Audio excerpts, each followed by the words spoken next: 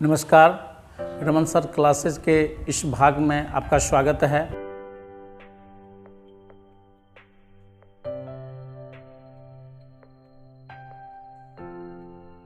और हम आशा करते हैं कि इससे पहले हमने basic concept of English translation से संबंधित जो भी हमने वीडियो बनाया वह हमारे दर्शकों को, खास करके जो एजुकेटेड पर्सन हैं, उनको बेहद पसंद आया होगा। और हम आशा करते हैं कि आप हमें निश्चित रूप से सपोर्ट करेंगे। हमारे चैनल को अधिक से अधिक सब्सक्राइब करें, शेयर करें। और यह जो कॉन्सेप्ट हम दे रहे हैं, हमारा उद्देश्य है कि बच्चे हिंदी से अंग्रेजी बनाने में तो निपुण हो ही जाएं, इसके साथ साथ अंग्रेजी का भी हिंदी बनाना ज़रूरी है। इसलिए कहा गया है, एक कहावत है कि practice is better than remember. यानी हम जितना अधिक अभ्यास करेंगे, जितने भी छात्र हैं, अगर इनका अधिक से अधिक अभ्यास करेंगे, प्रैक्टिस करेंगे, तो उनका इंग्लिश बहुत अधिक परफेक्ट होगा। तो ज़्यादा समय नहीं लेते हुए आज इस वीडियो को हम आगे बढ़ाने जा रहे हैं। तो आज का है कि सब्जेक्ट प्लस हैव या has plus to plus verb plus object. अब यहाँ पर इससे पहले हमने बताया था कि हैव या हैज़ के बाद हैव सब्जेक्ट प्लस हैव या हैज़ प्लस नाउन, उसमें है कि हैव और हैज़ का मीनिंग पास है या रखता है होता है। लेकिन यहाँ पर हैव या हैज़ हेल्पिंग वर्ब के रूप में आया है और इसके बाद जो वर्ब है, वर्ब के पहले टू लगा हुआ है। तो इस तरह का जो स्ट्रक्चर होता है वह होता है ऐसे सेंटेंस के लिए, जैसे मुझे घर जाना है, मुझे घर जाना है, या मुझे घर जाना पड़ता है, मुझे घर जाना पड़ता है। दोनों सेंटेंस का मीनिंग एक ही है, क्योंकि दोनों का सब्जेक्ट सेम है, वर्ब सेम है, ऑब्जेक्ट सेम है। इस तरह के सेंटेंस आने पर हम ऐसे सेंटेंस का जो अनुवाद करेंगे वह इसी स्ट्रक्चर के अनुसार करेंगे, सब्जेक्ट प्लस हैव या has plus to plus verb plus object. यानी यदि कर्ता थर्ड पर्सन के सिंगुलर नंबर में होगा तो सब्जेक्ट के बाद हम हैज़ का प्रयोग करेंगे, और बाकी जो पर्सन होंगे, बाकी जो सब्जेक्ट होंगे, उनके साथ हम हैव का प्रयोग करेंगे। तो इसका ट्रांसलेशन होगा I have to go to house. जब हम इसका निगेटिव बनाएंगे तो हैव या हैज़ के बाद नोट लगा देंगे, और इंट्रोगेटिव में हैव या हैज़ को हम पहले रखेंगे। इसके बाद है subject plus had plus to plus verb plus object. जैसे मुझे पत्र लिखना था, मुझे पत्र लिखना था। ऐसे सेंटेंस में सभी सब्जेक्ट के साथ हम हैड का प्रयोग करेंगे। जैसे I had to write a letter, I had to write a letter. यहाँ पर है मुझे पत्र लिखना था, या इसका मीनिंग यह भी होगा मुझे पत्र लिखना पड़ता था। इस तरह के सेंटेंस जब आएंगे तो ऐसे सेंटेंस में हम सारे सब्जेक्ट के साथ हैड का प्रयोग करेंगे, इसके बाद वर्ब से पहले टू लगाएंगे। अब है कि इसका जब हम निगेटिव बनाएंगे तो हैड के बाद नोट लगा देंगे। इसी प्रकार से हैव हैज़ वाले में भी हम हैव या हैज़ के बाद नोट लगा देंगे।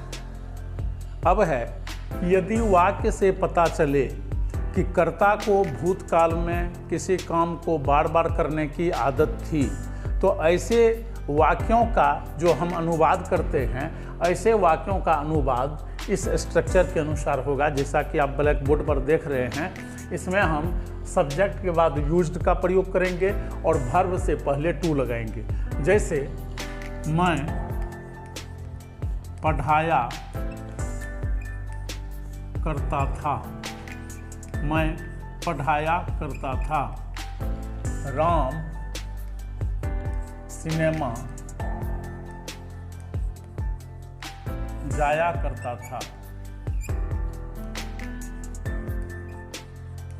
राम सिनेमा जाया करता था। इस तरह के सेंटेंस होते हैं। इससे पता चलता है कि कर्ता को भूतकाल में एक ही काम को बार बार करने की आदत थी। ऐसे सेंटेंस का अनुवाद हम बनाएंगे। पहले सब्जेक्ट रखेंगे, फिर यूज्ड का प्रयोग करेंगे। तो जैसे मैं पढ़ाया करता था, तो आई यूज्ड टू टीच।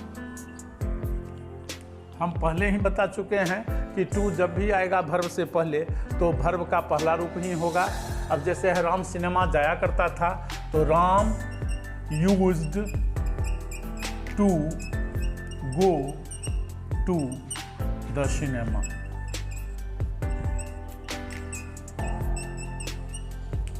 इस तरह के सेंटेंस में हम यूज्ड का प्रयोग करते हैं और यूज्ड का प्रयोग हमेशा पास्ट टेंस में ही होता है। प्रेजेंट टेंस में हम यूज्ड का प्रयोग नहीं करते हैं।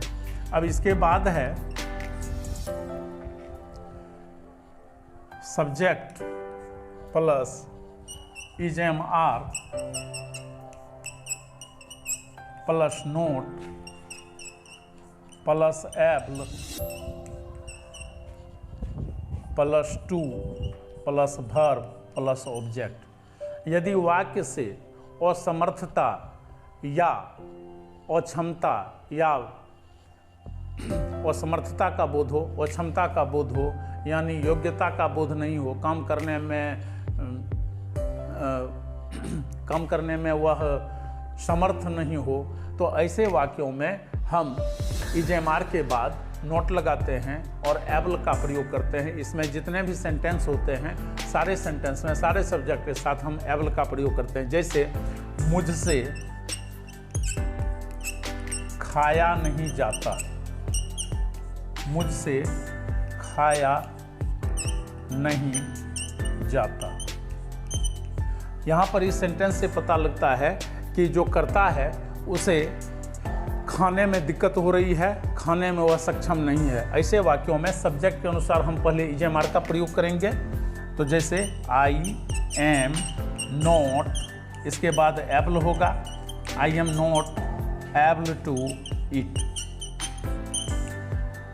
आई am not able to eat, मुझसे खाया नहीं जाता, उससे पढ़ा नहीं जाता। He is not able to read.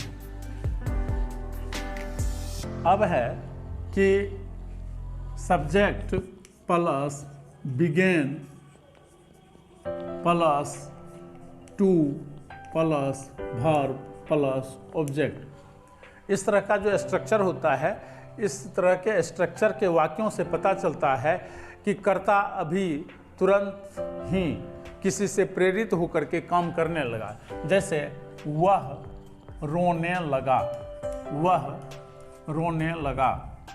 इस तरह के सेंटेंस में प्रत्येक सब्जेक्ट के साथ हम बिगेन का प्रयोग करेंगे। इसके बाद टू लगेगा, तब वर्ब होगा, तब ऑब्जेक्ट होगा। तो यहाँ पर हो जाएगा ही बिगेन टू वीप, वह हंसने लगा। ही बिगेन टू लाफ, वह आने लगा। He begin to come. ऐसे सेंटेंस में सारे सब्जेक्ट के साथ बिगेन का प्रयोग होगा और वर्ब से पहले हम टू लगाएंगे, इसके बाद ऑब्जेक्ट लिखेंगे। अब है कि यदि यह पास्ट टेंस में आ जाए, प्रेजेंट टेंस में आएगा, तो इसमें हम बिगिन या बिगिन्स का प्रयोग करते हैं। जैसे सब्जेक्ट प्लस बिगिन या begins plus to plus verb plus object. जैसे वह गीत गाने लगता है, वह गीत गाने लगता है। ऐसे वाक्यों में थर्ड पर्सन के सिंगुलर नंबर के साथ हम बिगिंस का प्रयोग करेंगे। बाकी जितने भी पर्सन आएंगे, जितने भी नंबर आएंगे, उनके साथ हम बिगिन का प्रयोग करेंगे। इस तरह के जो सेंटेंस होते हैं, इस तरह के सेंटेंस में हम थर्ड पर्सन के सिंगुलर नंबर में बिगिंस लगाएंगे। बाकी जितने भी पर्सन होंगे उनके साथ हम बिगिन का प्रयोग करते हैं, और जो वर्ब है उस वर्ब का रूप पहला होगा, क्योंकि इसके पहले टू का प्रयोग होता है। अब जो अगला है वह है कि जैसे कि बहुत ऐसे वाक्य होते हैं जिनमें हिंदी वाक्यों में प्रीपोजिशन का प्रयोग होता है, और जब भी हिंदी वाक्यों में प्रीपोजिशन का प्रयोग होता है तो इसका नियम है कि प्रीपोजिशन रहने पर हम जब उसका अनुवाद करते हैं तो पहले हम प्रीपोजिशन के बाद जो सेंटेंस आते हैं पहले हम उसका ट्रांसलेशन बनाते हैं, इसके बाद फिर प्रीपोजिशन का ट्रांसलेशन बनाते हैं, और तब फिर वाक्य के आरंभ में जो सेंटेंस हैं, वाक्य आरंभ के सेंटेंस का जो पहला भाग है उसका ट्रांसलेशन हम सबसे लास्ट में बनाते हैं। जैसे पेड़ पर एक बंदर था, पेड़ पर एक बंदर था। इस तरह का सेंटेंस जब आएगा तो सबसे पहले हम बनाएंगे, यहाँ पर जो है यह संबंधवाचक सर्वनाम यानी प्रीपोजिशन है, तो सबसे पहले हम बनाएंगे एक बंदर था। पहले इसका ट्रांसलेशन पूरा बनाएंगे, तो यहाँ पर हो जाएगा there was a monkey, there was a monkey. अब इसके बाद हम सबसे पहले बनाएंगे इस प्रीपोजिशन का ट्रांसलेशन। तो पर का अंग्रेजी ऑन होता है, तो यहाँ पर ऑन दे देंगे। इसके बाद पेड़ का अंग्रेजी होगा जिसको हम लिखेंगे ऑन द ट्री। ऐसा करने से छात्रों को यह लाभ मिलेगा कि जब वो अंग्रेजी से हिंदी बनाएंगे तो इसी प्रकार से फिर हिंदी भी उल्टा होगा। तो हिंदी उल्टा होगा तो सबसे पहले हम बनाएंगे किसका, तो यहाँ पर प्रीपोजिशन है, तो पहले हम बनाएंगे प्रीपोजिशन सहित, पहले हम इसका हिंदी बनाएंगे। तो ऑन द ट्री, तो यहाँ पर हो जाएगा पेड़ पर, इसके बाद हो जाएगा पेड़ पर हो गया, इसके बाद हो जाएगा देयर वाज ए मंकी, एक बंदर था, एक बंदर था। तो इस प्रकार से हम बनाते हैं। हमेशा इस बात का हमको ध्यान रखना है। जैसे नदी में पानी है, नदी में पानी है, तो यहाँ पर आप देख रहे हैं कि मैं जो है यह प्रीपोजिशन है, इसका अंग्रेजी इन होता है। तो इन के बाद जो भी नाउन आते हैं, अगर वह प्रॉपर नाउन नहीं है तो उसके साथ हम दी का प्रयोग करते हैं। जैसे रिवर हो गया कॉमन नाउन, तो उसके साथ हम दी का प्रयोग करेंगे, लेकिन प्रॉपर नाउन आने पर हम दी का प्रयोग नहीं करते हैं। तो नदी में पानी है, तो पहले हम ट्रांसलेशन बनाएंगे पानी है, तो there is water, there is water. इसके बाद में का अंग्रेजी इन होगा, और रिवर कॉमन नाउन है, इसलिए यहाँ पर द रिवर हो जाएगा। इस प्रकार से हम बनाते हैं, और ट्रांसलेशन हिंदी बनाने में भी उसी प्रकार से हम उल्टा साइड से बनाएंगे, अंग्रेजी बनाने में भी हम उल्टा साइड से बनाएंगे। अब जो अगला पॉइंट है वह है कि हम एपोस्ट्रोफ का प्रयोग किस प्रकार से कर सकते हैं। तो एपोस्ट्रोफ का प्रयोग जो होता है वह हमेशा जो लिविंग थिंग्स होते हैं, जो प्राणीवाचक संज्ञा होते हैं, प्राणीवाचक संज्ञा के साथ हम एपोस्ट्रोफ का प्रयोग करते हैं। कई वाक्य ऐसे होते हैं जिनमें हम एपोस्ट्रोफ का भी प्रयोग करके उससे बनाते हैं, और कई वाक्य ऐसे होते हैं कि उनमें हम प्रीपोजिशन का प्रयोग करके भी बनाते हैं। तो इस सेंटेंस में हम एपोस्ट्रोफ और प्रीपोजिशन दोनों का प्रयोग करके बताएंगे। जैसे नाउन प्लस एपोस्ट्रोफ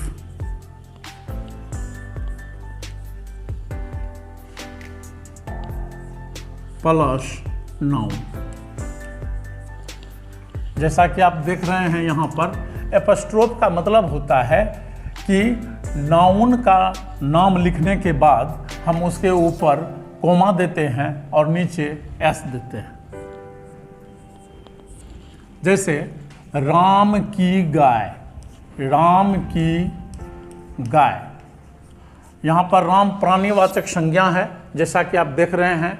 तो यहाँ पर राम की, इसका ट्रांसलेशन जो होगा वह एपोस्ट्रोफ दे करके होगा।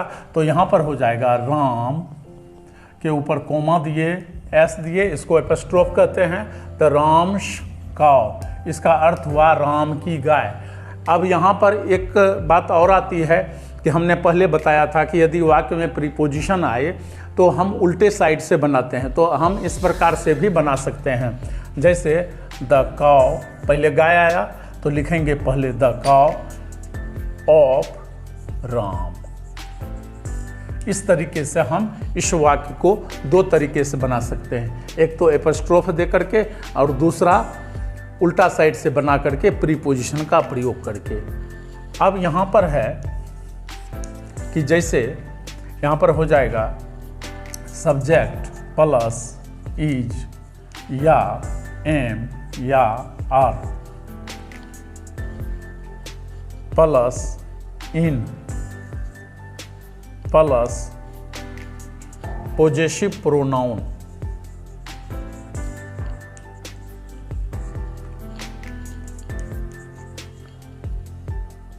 Plus noun. इस तरह के जो स्ट्रक्चर होते हैं, इसका जो सेंटेंस होता है वह होता है कि जैसे मैं अपने देश में हूँ, मैं अपने देश में हूँ। इस तरह के सेंटेंस में आई के साथ यदि अपना आएगा, मैं के साथ यदि अपना आएगा तो अपना का अंग्रेजी यहाँ पर माई हो जाएगा। यू के साथ अपना आएगा तो योर हो जाएगा। ही के साथ अपना आएगा तो हिज हो जाएगा। इसके बाद दे के साथ अपना आएगा तो देयर हो जाएगा। तो यहाँ पर है मैं अपने देश में हूँ, तो यहाँ पर सब्जेक्ट हो गया मैं, तो आई हुआ, आई के साथ एम हो गया। इसके बाद हम सबसे पहले प्रीपोजिशन का प्रयोग करेंगे, जैसा कि यहाँ पर स्ट्रक्चर में भी लिखा हुआ है। तो आई एम इन, इसके बाद पोजेसिव प्रोनाउन का प्रयोग तो माई हो जाएगा। यहाँ पर I am in my country, मैं अपने देश में हूँ। यदि इसमें था थे थी रहेगा तो उसके स्थान पर हम वाज या वेयर का प्रयोग करेंगे। अपने घर में है, he is in his house. आज का वीडियो हम यहीं पर समाप्त करते हैं और इससे भी और भी कई हिंदी से अंग्रेजी बनाने के रूल हैं जो कि हम नेक्स्ट वीडियो में बताएंगे। हम आशा करते हैं कि आप सबों को यह वीडियो बहुत ही अच्छा लगा।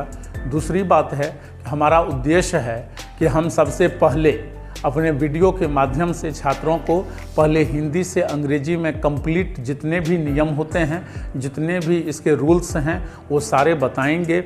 इसके बाद अंग्रेजी से हिंदी में अनुवाद कैसे होता है और ग्रामर के जितने भी चैप्टर हैं वो सारे चैप्टर का जो भी मैटर है उसको फिर हम हिंदी में किस प्रकार से कन्वर्ट करते हैं, हिंदी में किस प्रकार से अनुवाद करते हैं, इसको बताएंगे। और हमारा जो यह कार्य है वह निरंतर जारी रहेगा। हम आशा करते हैं कि हमारे जो दर्शक हैं वो अधिक से अधिक इसे पसंद करेंगे, लाइक करेंगे, सब्सक्राइब करेंगे और छात्रों को ये जो भी हम मैटर दे रहे हैं, छात्रों को इससे संबंधित अधिक से अधिक इसका प्रैक्टिस करना चाहिए और प्रैक्टिस करने से उनको यह हमें आशा है कि पूरी तरह से जानकारी में हो जाएगी। इसके बाद हम इससे संबंधित जो जितने भी चैप्टर हैं जिसको हम बता रहे हैं, इसका फिर हम प्रैक्टिस सेट सभी छात्रों को प्रोवाइड करेंगे और इससे छात्रों को अधिक से अधिक लाभ होगा और आगे कंपटीशन के लिए वो पूरी तरह से फिट हो जाएंगे,